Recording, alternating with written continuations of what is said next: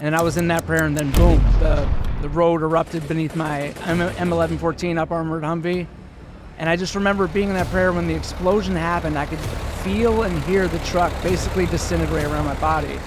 Because I was doing limb salvage not just because I wanted to keep my leg. It was, I can't be seen as weak. Could you make the decision to remove your own leg?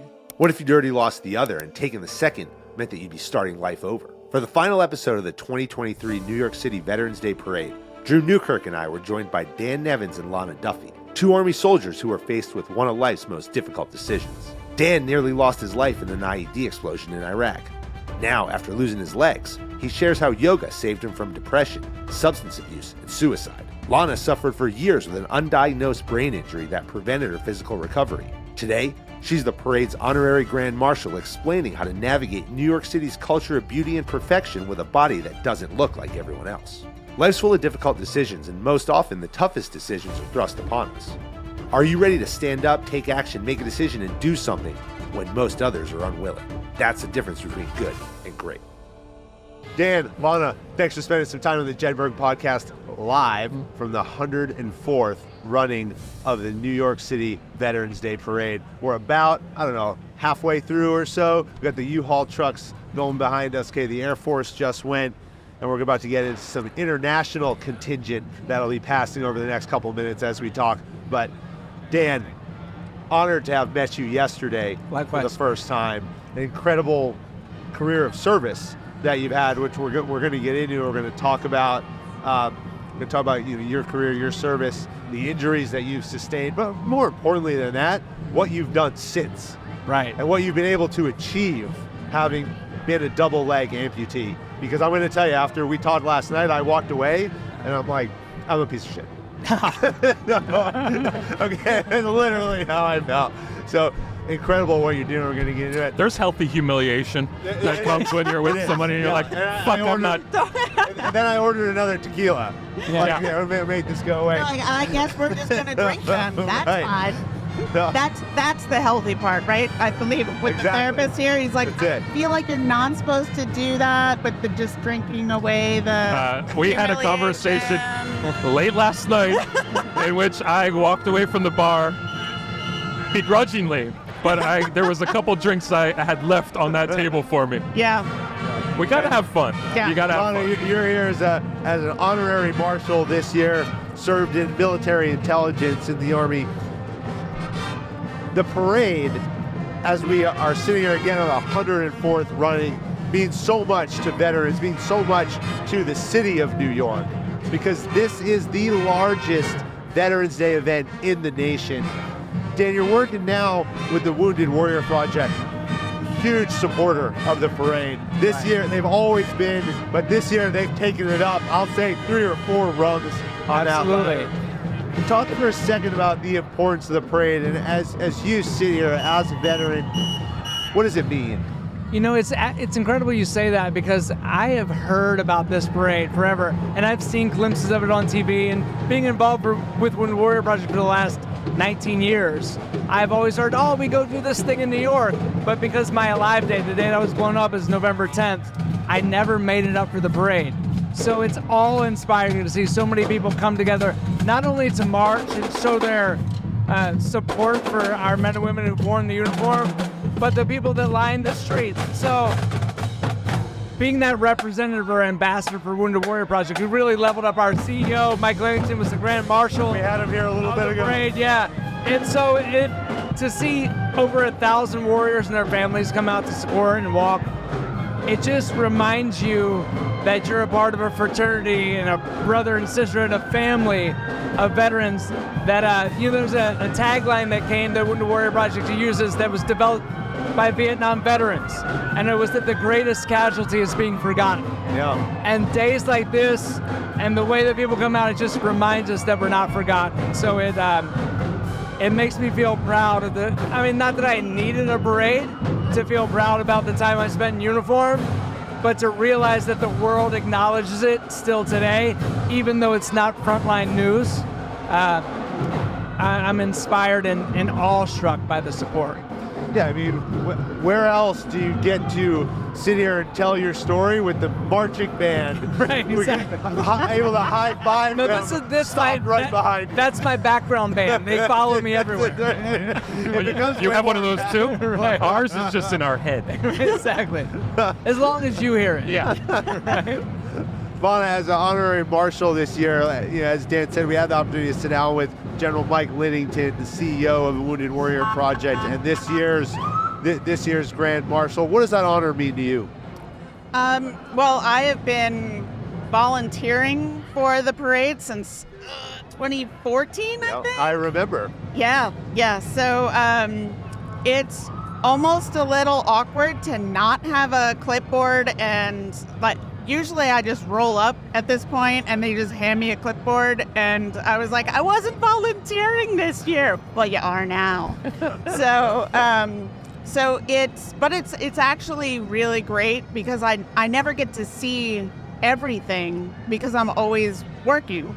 So it's a huge honor, and it's huge for, I think everyone at some point should just stand back and watch and see all of the support and all of the people that are coming through. A lot of the people are just organizations that are supporting veterans. The amount of love that this city has to give, especially, I mean, I've been living in New York on and off all my life, and in the New York area, and I never even came to the parade for my entire life until this point, and it's She brought the amazing. bagpipes, by the way. I brought So, one up yeah, and your band. Right, exactly. like But I'm the Scottish one, so.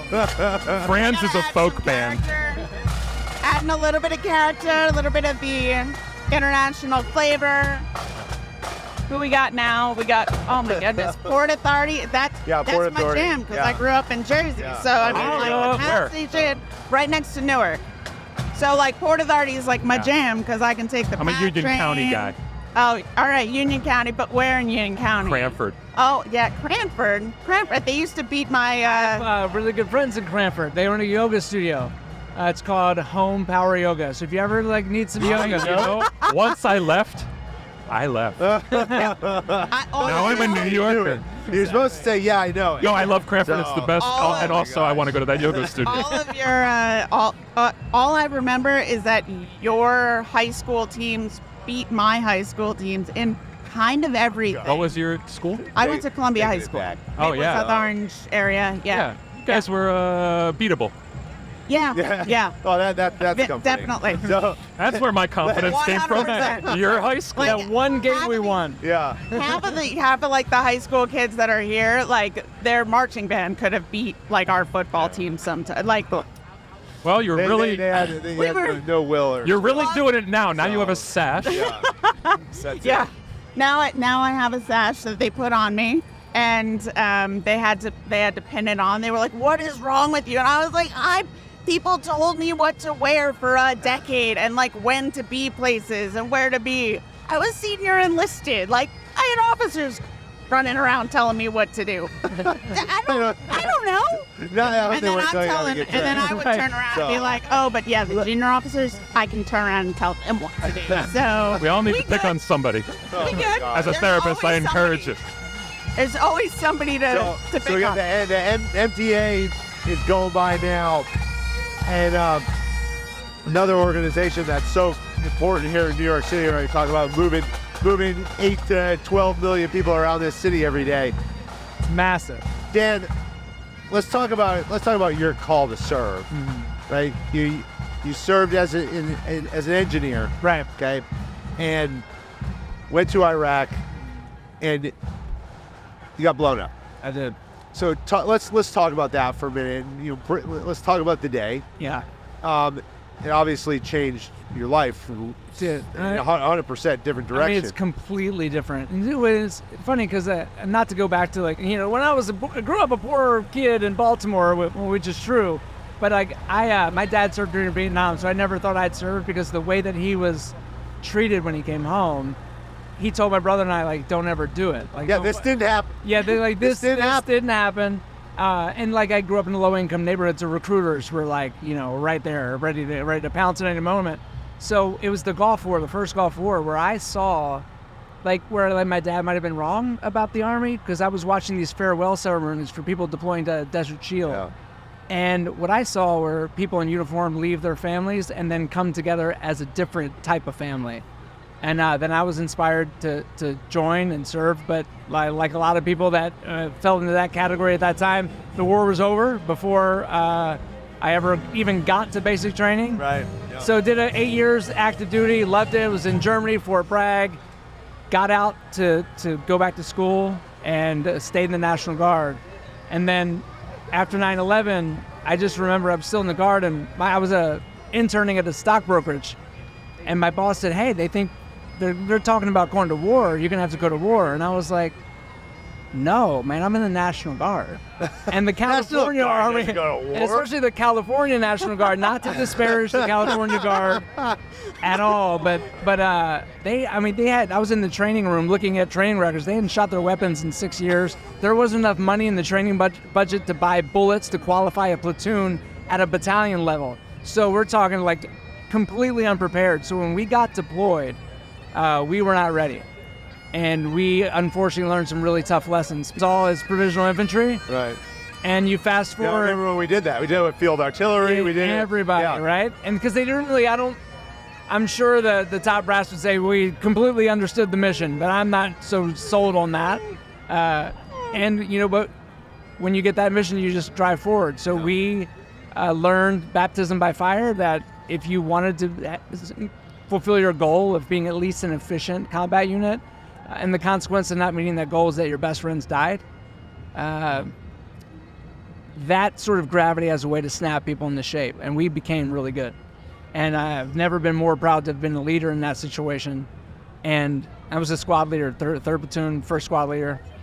And fast forward 9 months, That's the greatest job in the Army, by the way. it is the greatest At job. that level, at Right. the squad level, is where you have the most impact on soldiers. And you're 100% correct. And I debated, because I almost took a direct commission. So I was in the combat engineer company, and I graduated college. And they're like, "Hey, you're eligible for this direct commission." And at the time, I was going into pharmaceutical sales, because it's still 1 week in a month. And they said, "Oh, it's 8 months of engineer OBC."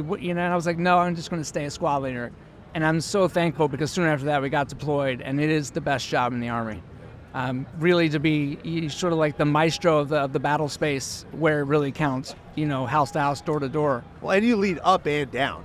Right. Because Oh, you have absolutely. your squad, right? And you have your Right. soldiers who you have to bring up and coach and teach, mentor, and train. But then you also have your platoon leader, Yep. right, who is looking to you for that experience and And the guidance, if guidance, they're yeah. willing, If right? they're They gotta be right, willing. exactly. They gotta have Exactly. humility. They gotta say, "Hey, these people might know something a little bit more than I do," Exactly. and they're looking for that. If you develop that bond, you're now developing a future leader. Exactly. And logistically, the squad leader is the only enlisted person in your chain of command. We're the first enlisted person in your chain of command. And so that's I love the job, but when you fast forward to Phantom Fury was happening, so it's in Fallujah. And I didn't serve in Fallujah, but the Marine Corps needed medics, so they stole my medic. I got a new medic, and I just remember we got some intelligence that some of the insurgency was leaving Fallujah to come attack LSA Anaconda. So I was in Balad, so logistics hub.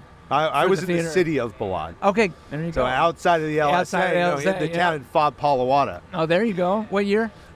2005 and 6. Okay, so I was I right may have before run you. into you. Okay, are you there? Yeah. We would come down, we would pass through that, because I was up at Anaconda, Okay. but we worked a lot with the units down Yeah. south of us, just south of us, because you guys were almost right out the South ECP, I think. Yeah.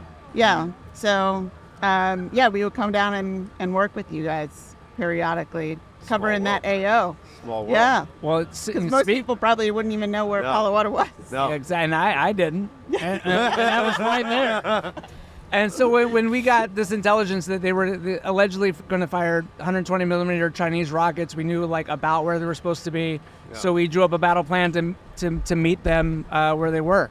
And It was supposed to be a 72-hour dismounted operation, but the idea was we'd convoy out, and then our dismount team, which I was leading the dismount team, was going to go find the bad guys, take care of business, come home. And we were not even a kilometer outside the main gates of LSC Anaconda on this pitiful dirt road. It's 4 o'clock in the morning, so it's pitch black, like low-hanging cloud cover, no moon, no stars. And I just remember my head was bowed in prayer like it was before every mission. Like, because like, here we go. Like, we expected to be engagement. We expected casualties. Like, we were like getting in the mental space for that. And I was in that prayer, and then boom, the road erupted beneath my M1114 up armored Humvee. And I just remember being in that prayer when the explosion happened. I could feel and hear the truck basically disintegrate around my body. And I might have been knocked out for a couple seconds. I'm not sure, because when I opened my eyes, I sort of became acutely aware that I was laying in the dirt. And so I blew the door off my Humvee. I'm laying in the dirt. And the dust was still in the air, and I still couldn't see, but there was some lingering fire from the blast. I can kind of start to make a picture of my surroundings a little bit, because there was no light at all.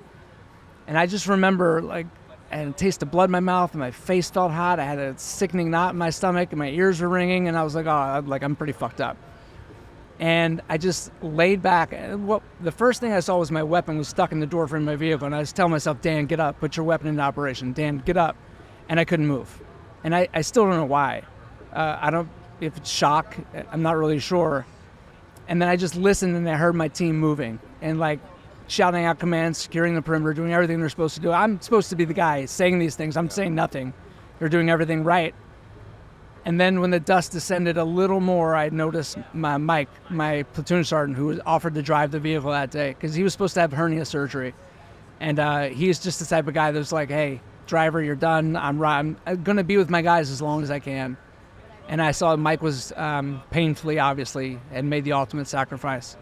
And when I saw the condition of his body, I knew that I was probably hurt a lot worse than I thought. And I just went to, pull my helmet, and it came apart in 2 pieces in my hand. And I was like, well, I mean, it was made by the lowest bidder, so, I mean, it might just be a defect. And literally, because I remember I was like a little bit in all of that, and I was like, all right. And started with my head, like we check ourselves out like we're trained to do. And I remember I was getting feeling back in my hands, because I got that pins and needles feeling. And I reached up for my legs, and my legs are stuck in the floorboard of the truck. So what happened is that there was 255 millimeter artillery shells that blew up under Mike and my feet. I was sitting right behind Mike. And so it had folded up the underneath of that vehicle and pinned my legs in the truck. They were still attached, but they were there. And that's why one of the reasons I couldn't move. So you were like hanging out out. the truck. Yeah, my back and lower back are on the floor, but my legs are still stuck in the truck. And then there's fire starting to go off my vehicle, and I'm like seeing Mike, and I'm like, fuck, and I'm going to work on myself. And when I reached up for my legs, that's when I felt the unmistakable arterial blood spurt with every beat of my heart. And I knew I was going to die. I was making my peace with God. I was saying goodbye to my wife. I had a 10-year-old daughter at the time, and I was just giving up. And losing what seemed like all of my blood in this miserable place, right? So this canal road, like this silty, dirty road in the middle of Iraq, which, like, I didn't want to be that guy. One, and I was like getting to the point where like, hey, I wanted to go home. It was a year into my deployment. It was supposed to be 6 months, by the way, and I'm a year in. I had like 6 more months to go. And I was sort of done. And they say when you're about to die, you've probably heard it before, your life flashes before your eyes. That wasn't my experience. It was more like watching a slideshow almost of things I wouldn't get to do. And I don't really, I remember the quality of that experience, but not what they were until the last one. I remembered it was my daughter, and I just saw her all grown up, dressed in white head to toe, walking down the aisle without her dad. And I shot up, and I was like, Dan, I'm alive. And I just reached my hand in that wound up almost up to my wrist. I mean, you kind of see the void. You can see the void where a giant chunk of my thigh used to be. And I thought I was going to be like MacGyver and pinch off the femoral artery and be like, I'm good, I'm going to rub some dirt in it, I got it. But I just pressed, and there was still some shrapnel lodged in my femur. I just pressed and prayed. that maybe the medic would get there in time. And then it's like I blinked my eyes and my medic was right there, a guy named Dan Smee with his long blonde hair that way out of regs, but it's National Guard, so nobody cared. And he just looked at me right in the eyes and just lied to me. So he said, Sergeant Nevins, you're going to be all right. And it's like I blinked again, and there was a tourniquet on my leg. I blinked again, and Sergeant Chillis, my team leader, was putting an IV in my arm, because I lost a lot of blood. And just get my blood volume back up, and like shot me up with some morphine that I didn't even feel. And then my whole team came up when the area was secure and put themselves in harm's way to remove what was left of my legs from that vehicle that was still on fire. And in a helicopter, and then back to How'd they get your leg? How'd they get you out? They just wedged, and now I'm not really sure, because they were like, their bodies were in between me and my legs, and like they just got them out. And I just remember they sort of like flopped. They were still attached, but not in great shape. And I got my quick helicopter ride back to the main gates of LSA Anaconda. We were like not even 10 minutes later, right? And now I'm back, landing on a bird, getting the happy juice in my IV, and then I was out, and after however long surgery was, I just remember waking up, and there was a combat nurse's face right in mine. Still at Anaconda? Still at Anaconda. Anaconda. So I'm still like right there. And she was just right here and said like, hey, Sergeant Nevins, you're a lucky man. We managed to repair your femoral artery. It was pretty gnarly. We had to take your left leg below the knee. We managed to save your right one for now, but you'll probably lose that one too. And she was right. And I just remember that moment, like the pity party set in, like, fuck, like what can a guy with no legs do? Like how's my wife going to love me? How is my daughter going to respond to a dad that didn't have legs? And, I sort of kind of started to spiral down, but then, and you'll appreciate this, I just kind of looked off to the side. It's a tent, right? So I'm in the combat surgical hospital. It's the tent, right? So I looked against the wall of the tent, and there was just my whole team waiting for me to wake up. And they just surrounded my bed, and we told horribly inappropriate jokes, right? I mean, bad. If we can't be saying, even on a podcast, probably shouldn't be shared. Just one. No. The therapist can coax it out of you. It was more in the vein of like, I guess I got to return the roller skates I got for Christmas, like that. Yeah. Sort of like, oh, you're a lot shorter now, like you were told to begin with, like that whole thing. But then we talked about Mike, who obviously wear this bracelet for every day, and we shared some tears together, and I fell asleep, and then woke up at Landstuhl, where I was there for a year. I mean, there for a week, and then got to Walter Reed, where I met one of the founders of Wounded Warrior Project, who met me at my hospital bedside with a backpack full of comfort items, all the things that I didn't know that I needed to have. But it was like literally everything I needed for that next journey in my life. 2 years at Walter Reed and 36 different surgeries, mostly trying to save the right leg. But then ultimately taking off was the best decision in the world to take that leg off, because it was the one holding me back. But I just remember they met me with a backpack and a promise that whatever I needed, whatever my family needed, they'd be there. And that was the beginning of a relationship, because it was not just Wounded Warrior Project, but they were like sort of the focal point at that time. They were providing opportunities for guys like me and women to prove, like, give you these adaptive sports opportunities to prove that your disability didn't define you, that I got to actually define what the rest of my life was going to be like. And so I'll be forever grateful. And like, I used to work for Wounded Warrior Project, but I haven't for the last 8 years as a solopreneur, telling stories, like keynote speeches, and I teach yoga all over the world. And it's random, like I climbed Kilimanjaro. I got to do all these cool things because some people got together and decided to create these opportunities so I would learn early on that I can still do stuff. Like, I can still get things done. And so now it doesn't hold me back. And I'm grateful. And you mentioned earlier, like, oh, I felt like a piece of shit because, like, doing stuff, right? Like, I'm out there doing stuff. I love to play golf. And so the golf course I play, it's a pretty popular golf course in Florida called TPC Sawgrass. And so I'll be like warming up, hitting balls, and then they like do a PGA event. They do, yeah. They have the Players Championship. Just a little right, there's a little golf course. Yeah. And so I'll be hitting balls, and as a double amputee, like fairly well, right?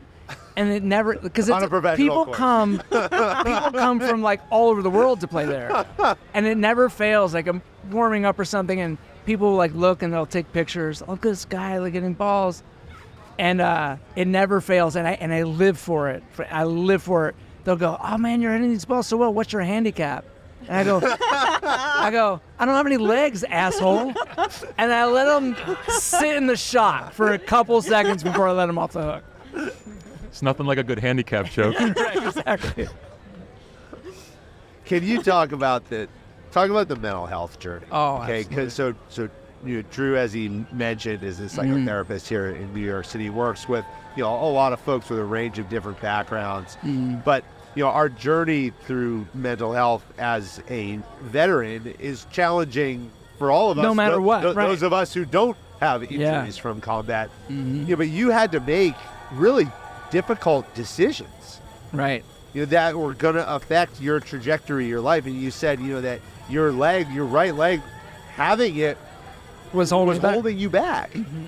Talk about your mental health and the stages that you went through as you went through your recovery journey. Oh, absolutely. And it's as I look back, it is more clear, right? But like in the moment, I'll say this: I was grateful for the physical wounds, because it gave me something to focus on. Like, I had to get better. I have to stand up for more than 2 seconds, and I have to take a step. I have to take 2 steps. It was almost like a coping mechanism. So I didn't have to deal with the emotional wounds. I didn't have to deal with the moral injury. I just had to deal with, this is happening right now to my body. And it was easy to be very present to that moment and focus on physical healing. And as a result of going through Walter Reed at that time, I mean, it was full of people that were worse off than me. Triple amputees. There were people that had some mild burns, but then the people that were burned going to BAMC. I lost at that time one leg and I was saving the other, right? So I lost one leg below the knee and maybe this one will hang on, but at least I have a hands. And you'd see people that didn't have their arms or didn't have a hand and they lost their dominant arm. And so it put it in perspective. So I was able to find gratitude very early on, to be grateful that it wasn't worse. And that sort of sustained me mentally until everything was good and going on. We talk about self-medication a lot, and usually it's focused on drugs and alcohol. I self-medicated with accomplishment, achievement, doing something, right? So it was I knew I needed, I ignored the mental injuries there's one more thing I have to prove. I have to prove to somebody, to my ego, that I can still do these things. I can climb a mountain, or I can ride a road bike, but not an adapted road bike. I want to ride an unadapted road bike, and I'm going to do it for 100 miles, and I'm going to do it faster than the guy with legs. And so those were the things that I can't say it was healthy, but it kept me from being unhealthy mentally. And it came to a head for me. People always talk about the greater need, especially when it comes to mental health. And we learned in the Vietnam era that the greatest need for Vietnam veterans was in 2011, was the most need. So 30 plus years later. And it was 10 years for me. So I had to have a complete revision on my right leg. And the difference was I wasn't rehabbing from that surgery at Walter Reed with a bunch of other amputees. I was at home alone. My marriage was broken as a casualty of the war. I think that is pretty safe to say.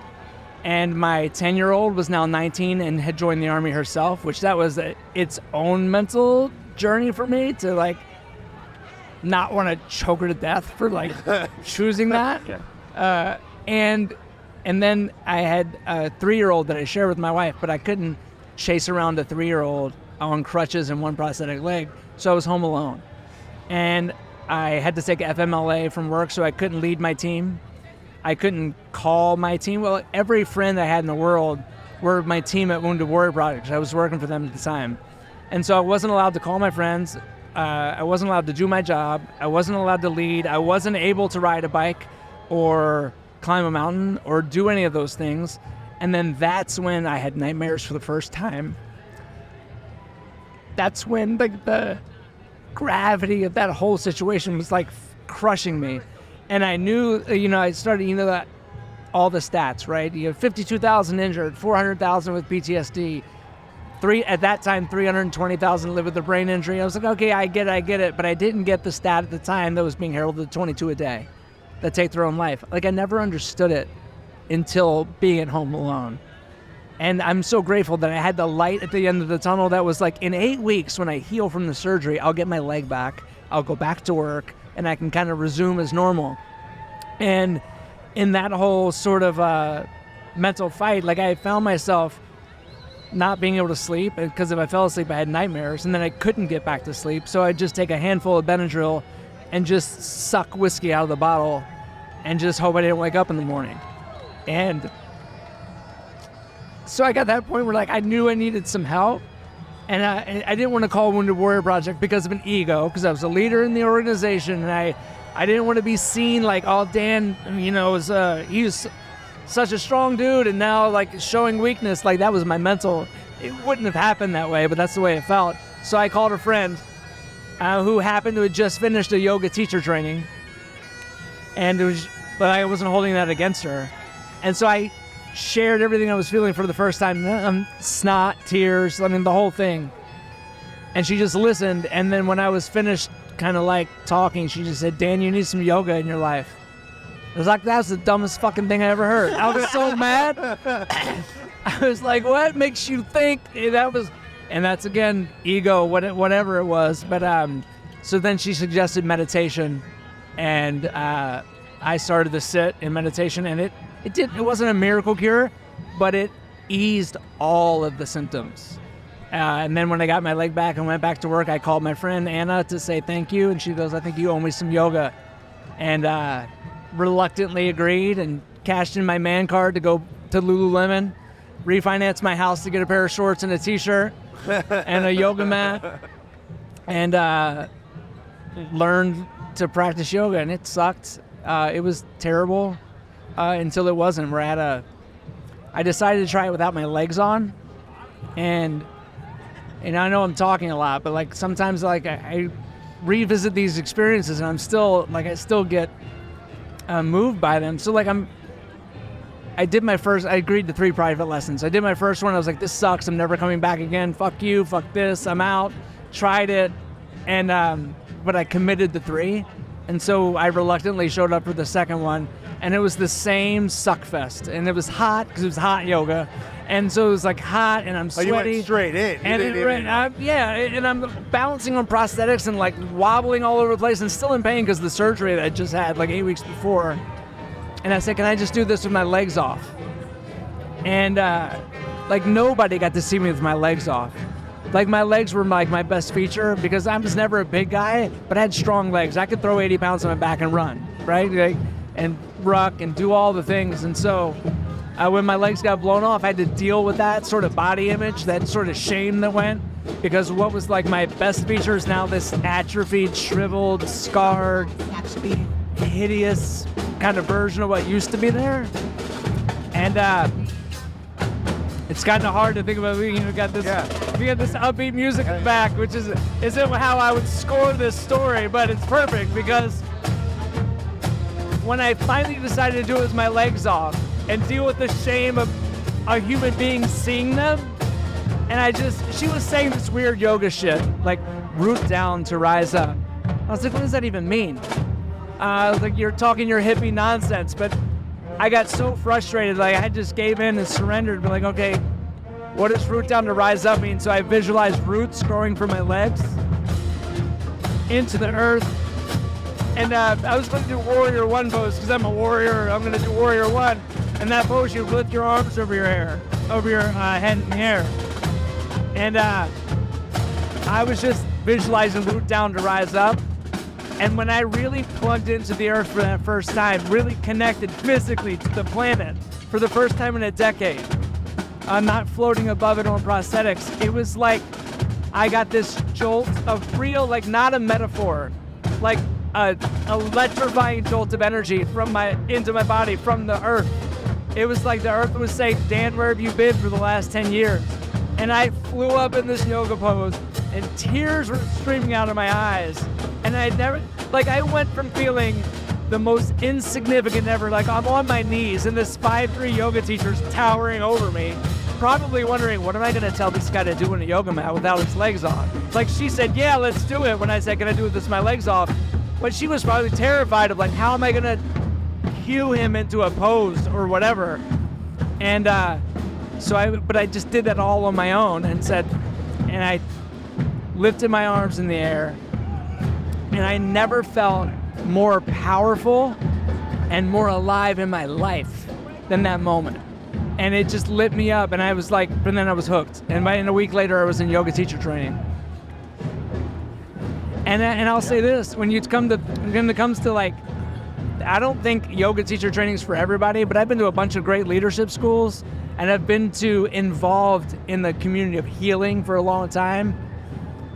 Yoga teacher training was the best leadership school I've ever been to in my life, because it wasn't about leadership philosophy, and it wasn't about like, hey, here's a methodology that you can employ for leadership. It was like, I got to understand who I was as a man and as a leader, underneath all of the to-do lists that we have and the assignments that we put on ourselves, as a parent, as a man, as a peer, as a warrior, as a veteran. It was more like, under all that, like, how am I doing? And I had a lot of healing to do, from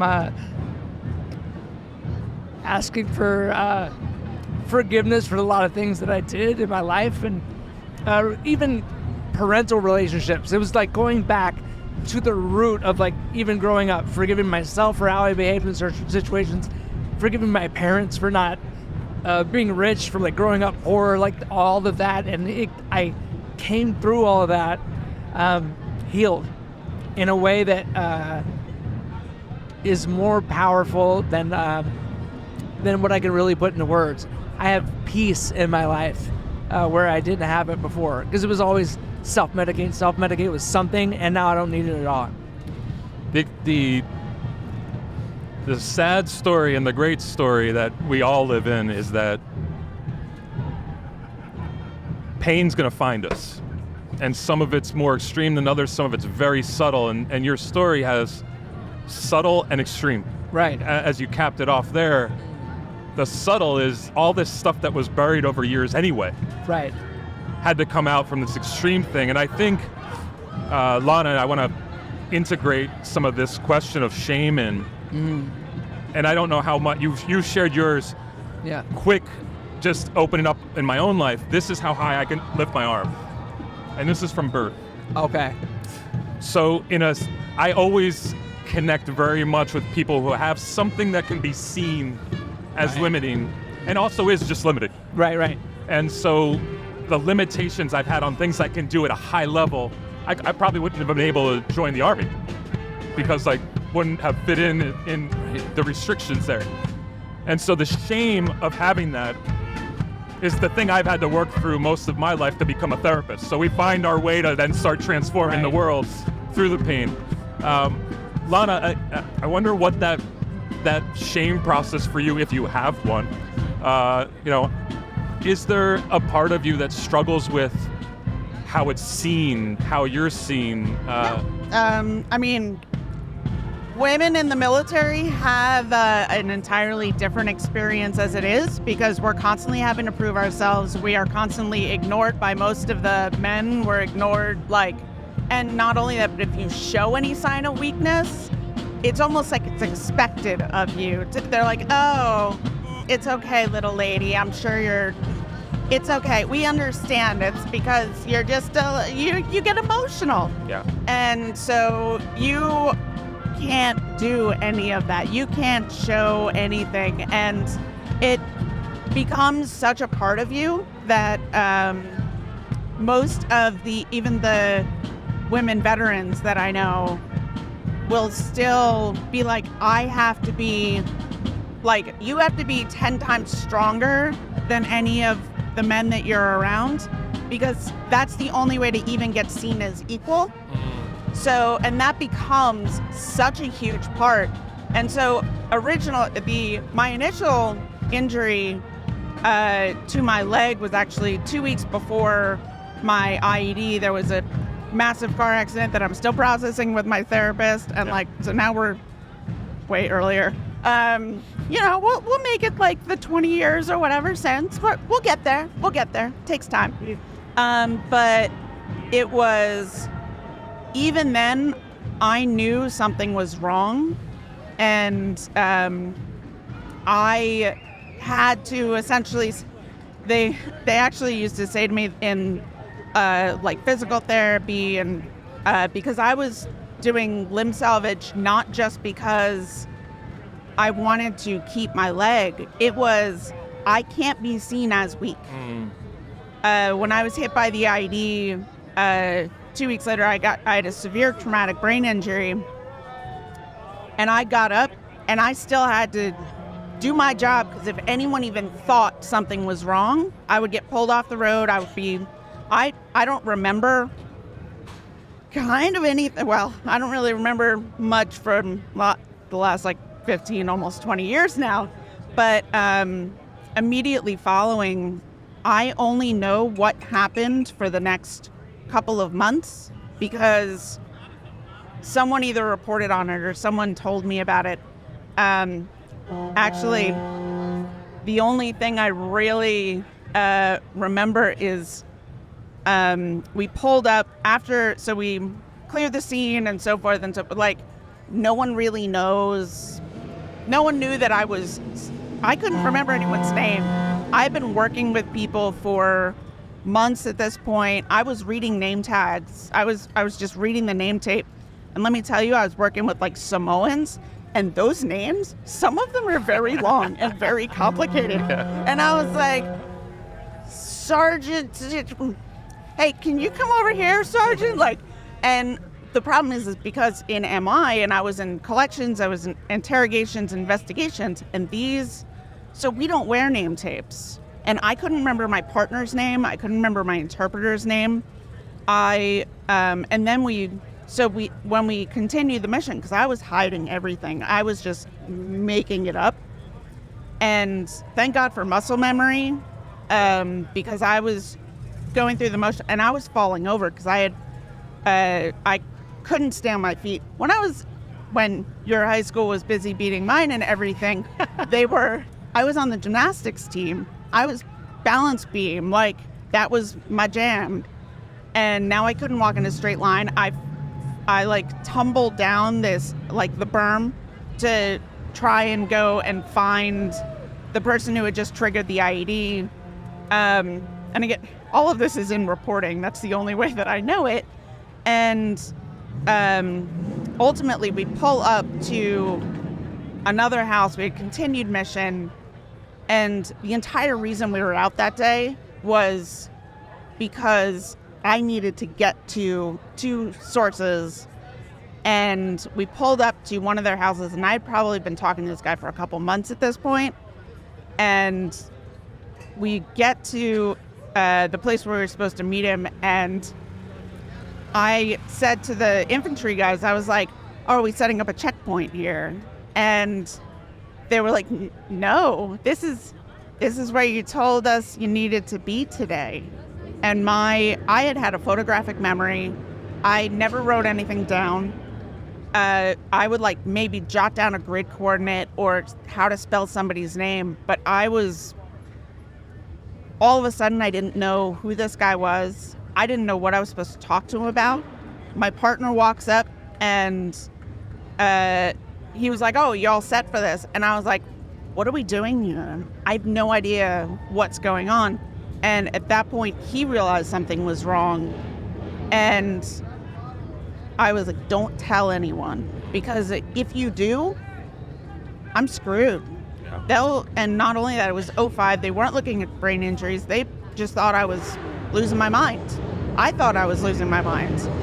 And so... Is this part of the music that follows you? I love it. Yeah. Like, those are some sweet bikes anyway. Yeah. But it's your hype squad. So as I'm falling over things, I can't remember what I'm doing, and it turned out that the guy that we were going to see that day, coincidentally, had been the same guy who had told us that IED would be in the road. He was like, in like 2 weeks, there's going to be a chain of, like daisy chain. They're setting them up on this road. So I knew it, but I didn't, they had pulled 2 of the IEDs off that morning, and they were like, we only found 2. They must not have placed the 3rd one.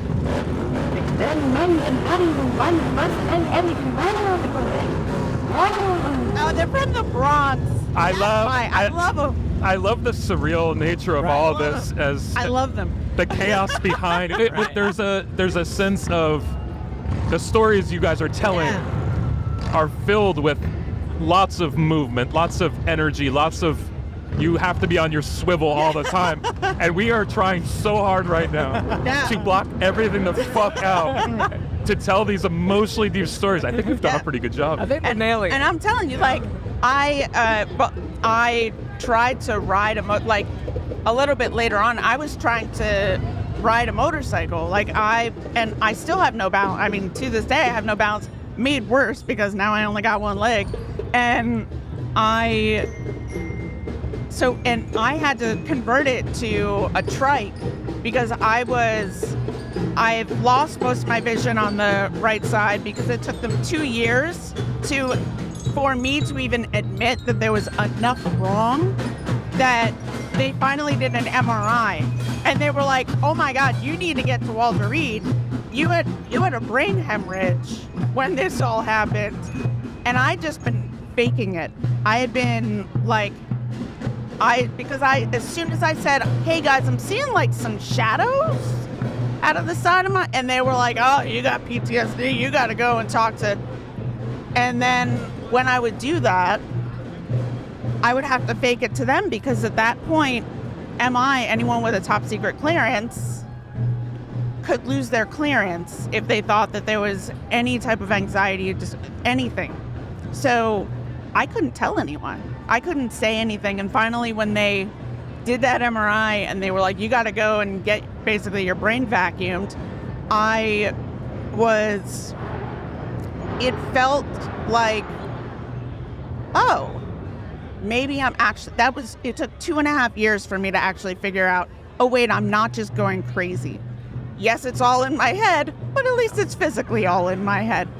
And still, it took forever because I'm still doing limb salvage. I'm still trying to figure out what's going on with my leg. And the military, especially with women, if you are not a PT stud, you got a problem. And I couldn't run because they had been like, oh, it's probably just sprained.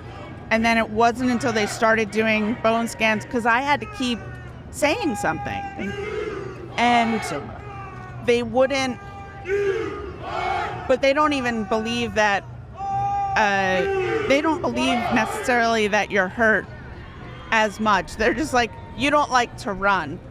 No, that's also true. Definitely don't like to run. Never did. But somebody better be chasing me. Right? Or if there's cupcakes at the end of that run, I will run for baked goods. But as you're working through this, because we never stop working through this stuff. I mean, like, the beautiful thing about grief for me as a construct, not just like sorrow or sadness, but the pieces of grief, because grief to me is like a machine.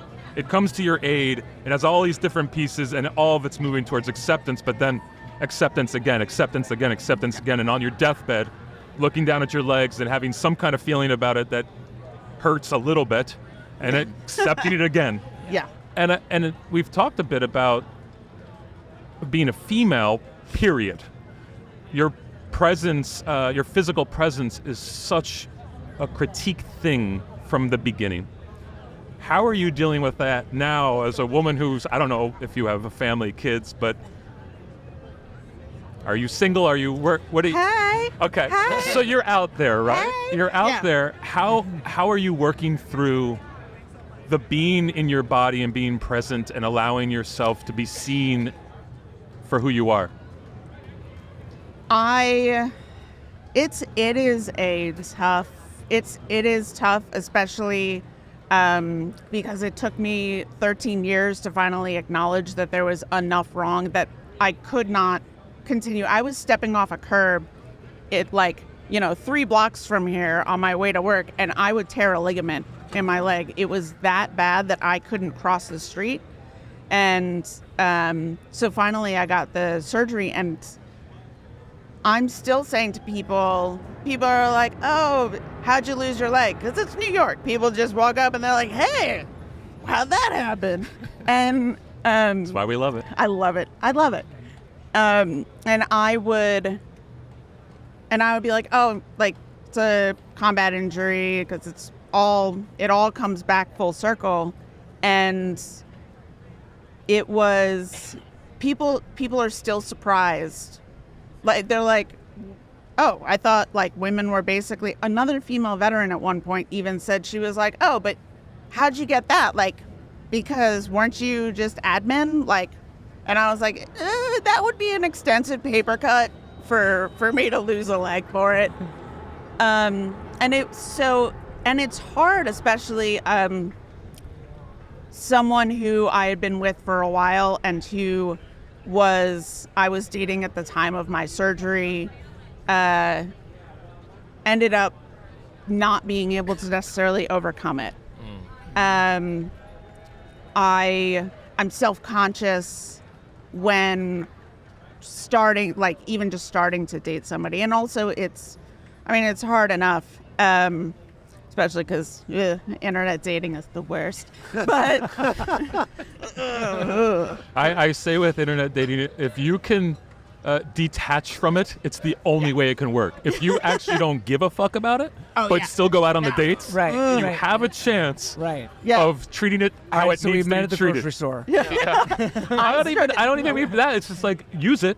It's a tool, Right. But once you have expectations of that person being cool or good or not sending you a dick pic or whatever it is, you've lost already. My biggest thing too, like, and it's funny because when I was first like, all right, I'm gonna start dating, I get a friend of mine, I insisted that I was like, at least one of my photos has to be with the leg, because I don't 100%. want someone to roll up and be like, oh, well, never mind. And it's, I think also because I waited so long to do it. I was first injured in 2005, and I waited until 2019 to finally have enough and have the leg taken.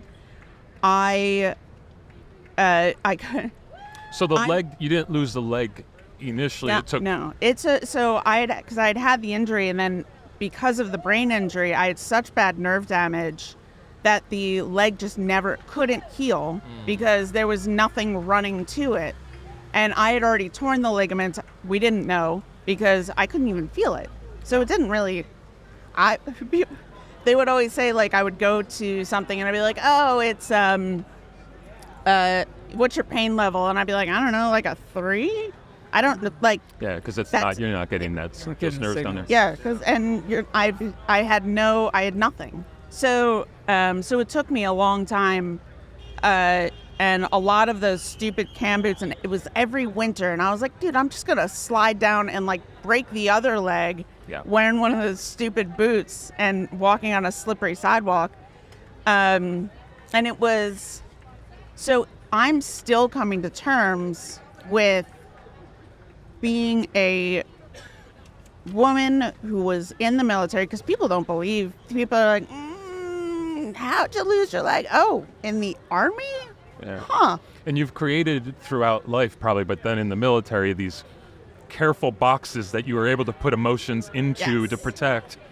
Yeah. And now you have to be vulnerable and open to the process and both of you start opening up that box. Yeah. And then dealing with not only what was in there before, then the now stuff. Yeah. And so the audience wants to know best and worst dating experiences so far, and how much do you talk about much do you talk about your leg in a date?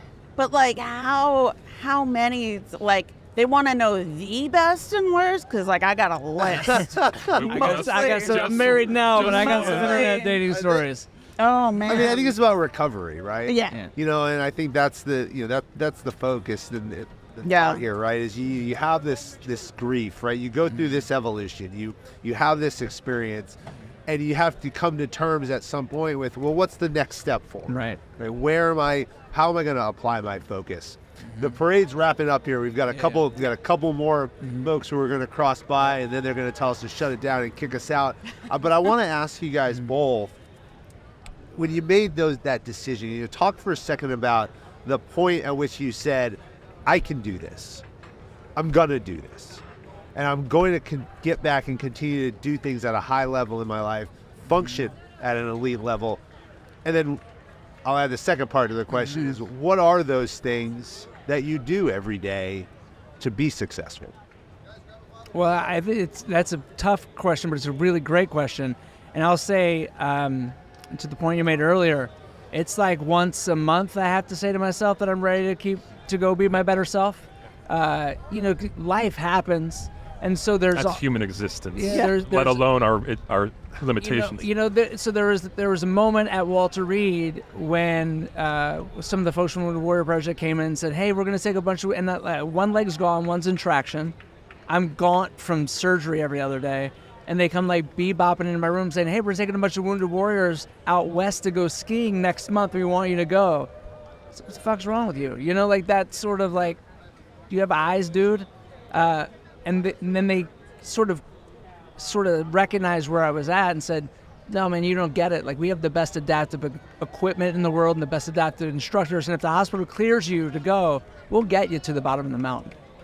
And like that moment, I was like, all right, so it's possible. And then so I started putting my mindset on, okay, this was like 3 weeks into my recovery at that point where I was like, I can do something. And then sort of got back to the next setback, and so I had to do it again. And then there's the next setback, the next surgery, where you have to go through the sort of lull to like pick yourself back up. And I think the best part of all that is realizing, especially for people that are listening, because we're talking about some pretty rough stories, but we all humans go through trauma, grief, stress, and I think shared suffering. Well, suffering is humanity, right? Like we all suffer. Shared suffering is what we experience in the military that brings us together. Yeah.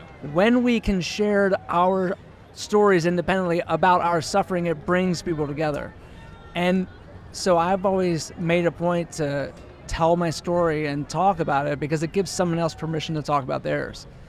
And those moments of like when I'm not feeling the best, or when life is like, I feel like I'm getting fucked over by life, like we all do, I'll encounter someone that needs, that I'm like, I have to say something to this person because they're in, and so I can pull in the energy to share my story about overcoming something that might pick them up, and now I'm lifted as well.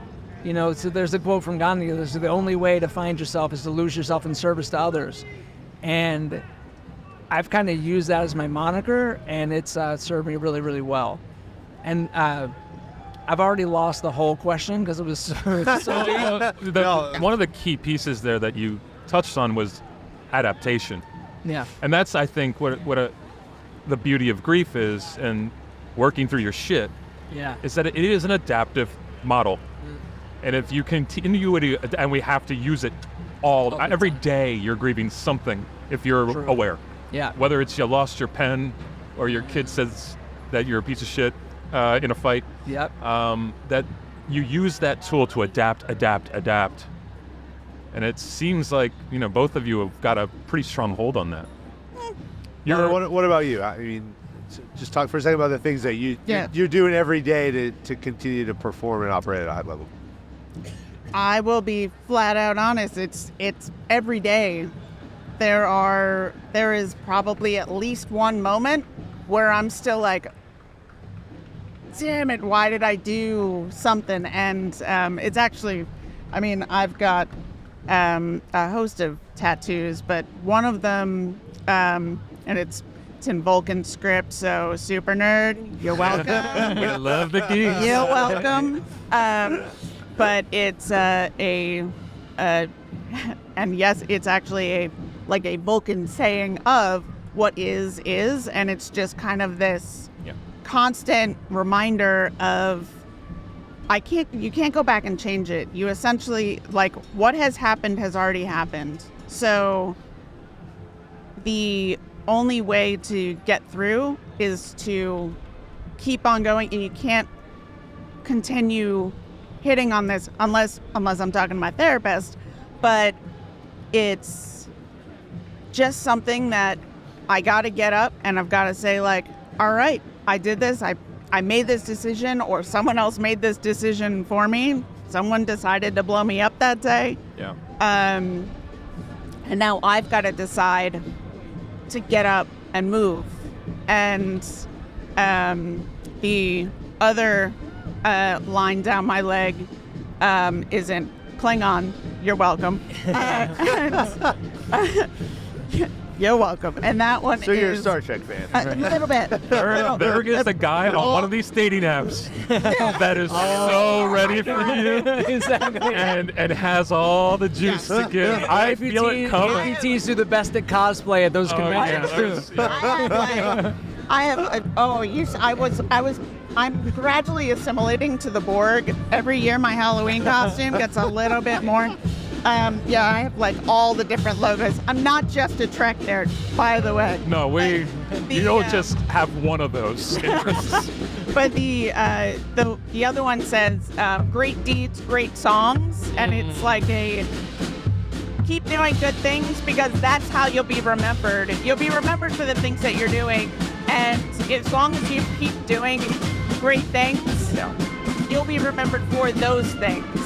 You won't be remembered for only having one leg. You won't be remembered for a brain injury, for saying essentially like all people look alike, because I have facial aphasia from the brain injury. So I'm constantly walking up to people. I'm like, do I actually know you? Which, by the way, New York City subways, don't do it. No, it's the whole thing. So I wait for other people to come up to me, and they're like, oh, hey, how's it going? But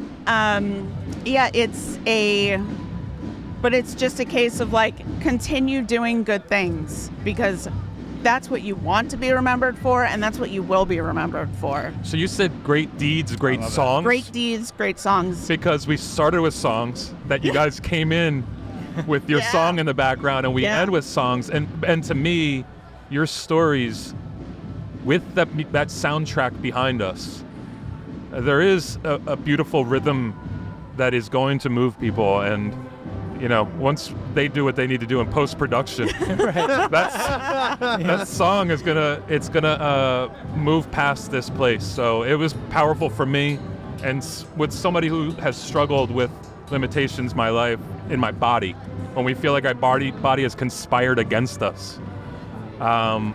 There's a great amount of shame and a great amount of work that's needed to be done day in, day out, and it's true of everyone. We have maybe extreme levels of it, but everybody is looking at their body and going, fuck, like, how do I walk around like this? And they hate themselves, or they have a tough time with it. So thank you for sharing that. And I don't know, I need a yoga class. Amen. And then there's a great one in Cranford, your hometown. I'm not into the Vulcan thing, but we need to go on a double date. Get some. Exactly. All right. Well, guys, this is it. So the last couple of these are the last sessions guys. are coming through. This is the last one. I appreciate you taking the time to sit down with us, tell your story. All right, so both of you, absolutely. I mean, we're in a challenging time, right now as a country. Okay, and we look at military service, and we've been talking about it all day, but we have to look at the development of that next generation of leaders. Yes. Right, those who are willing to stand up, serve their country, and then take that service, take that leadership into society. Mm-hmm. Regardless of the experiences that you've had, you guys are doing that every day, and you're setting that example, and that's what builds this country. That's what built the culture of the country throughout our history, and will continue to do so. And that's why we're here on Veterans Day. We're here on Veterans Day to honor folks like yourself, all those who have served, and all those who are willing to stand up and answer the nation's call now and into the future. So thank you so much. Amen. And hopefully it inspires the next generation to stand up and serve. Yeah. Absolutely. And thank you guys for doing what you're doing. So getting the stories out there is Amen. what's That's the important. coolest podcast studio around. So we're good. And the hardest one to get into. Yeah, exactly. Thanks, guys. Awesome. Thank you. Yeah. I'll get Thank you.